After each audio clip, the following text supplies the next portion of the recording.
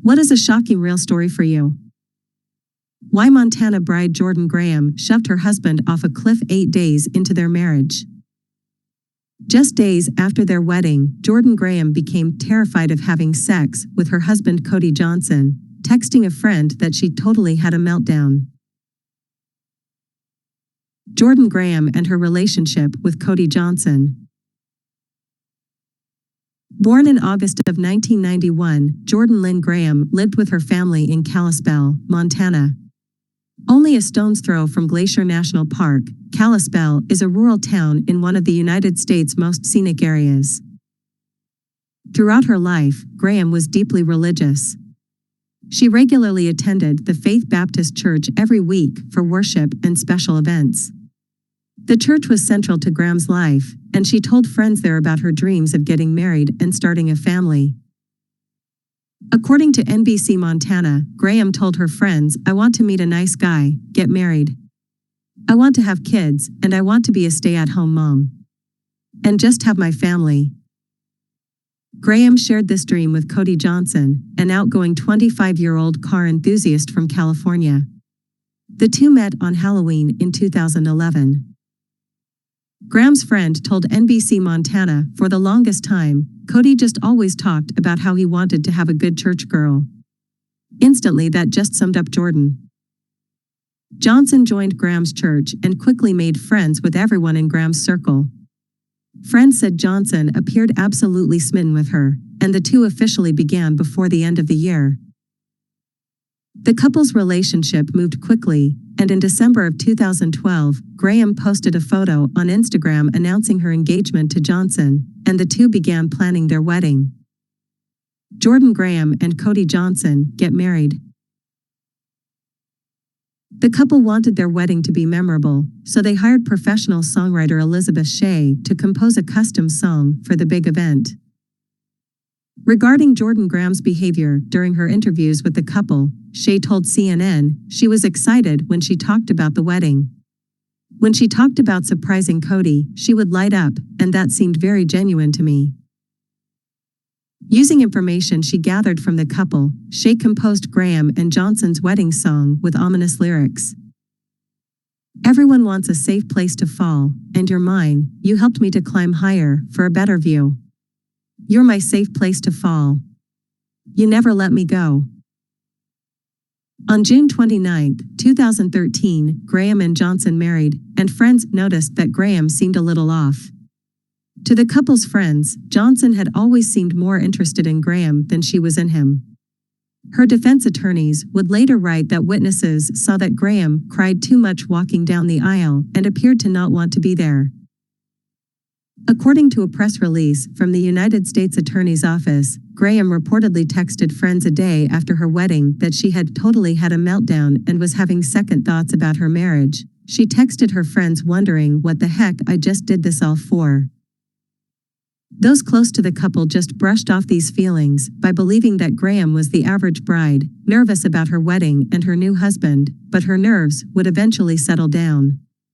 They truly believed that the couple would find normalcy in time, but that moment never arrived. 8 days after the wedding, Cody Johnson vanished without a trace. Cody Johnson goes missing. On July 8, 2013, Cody Johnson's friend and boss, Cameron Fredrickson, reported him missing after he failed to show up to work. Fredrickson had driven to the couple's home to look for him but found that no one was home. Investigators were immediately suspicious that Jordan Graham had not reported her own husband missing, and they initiated an interview with her. She stated that she did not know where Johnson was and that he had texted her the night prior to his disappearance regarding his plans to go out with friends. On July 10, Graham reported to police that she had received a suspicious email from an account named CarmenTony607 confirming her husband's death. The email read, "My name is Tony. There is no bother looking for Cody anymore. He is gone. I saw your post on Twitter and thought I would email you. He had come with some buddies and met up with me on Sunday night in Columbia Falls. He was saying he needed to be with his buddies for a bit and take them for a joyride. 3 of the guys came back saying that they had gone for a ride in the woods somewhere and Cody got out of the car and went for a little hike and they are positive he fell and he is dead. Jordan. I don't know who the guys were, but they took off. So call off the missing persons report. Cody is gone for sure. Tony. The next day, police initiated a search of the Glacier National Park area based on the information in the email. Graham participated in the search, but witnesses said she appeared uninterested and stoic the entire time. While driving around Glacier National Park, Graham stopped on a secluded stretch of road leading up to a mountain overlook. She told friends and family she just had a feeling about the location. This spot, known as the Loop, is a dangerous 200-foot cliff overlooking a ravine. Very steep area, very treacherous. Full of rocks, said park spokesperson Denise German about the area to NBC Montana. Despite the treacherous terrain, Graham hopped over jagged rocks to get a closer look at the ravine. Peering over the cliff, Jordan Graham yelled that she found a body. Police would later confirm that the body belonged to Cody Johnson. Jordan Graham admits the truth about her husband's disappearance.